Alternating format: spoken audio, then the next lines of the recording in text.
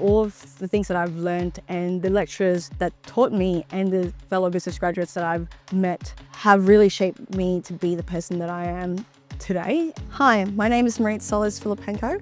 I studied a Bachelor of Commerce, Advanced Leadership and Accounting Finance at Flinders University.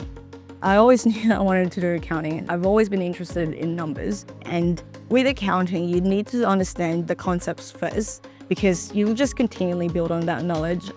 It's definitely been a few changes since I've gone to the workforce, but because of my foundations, it was easy for me to pick those up when I went to the real world, and the university is keeping up with the trends and changing their topics to make sure that it's still relevant. Through my degree, there is a component that allows me to do a placement with an industry partner, and it was one of the biggest banks in SA, and that opportunity really gave me an exposure to the real world. That opportunity was only possible because of studying at Flinders University, and that just helped me with building my resume early on in my career. So all of those opportunities have led me to securing a graduate role at a Big Four firm in audit.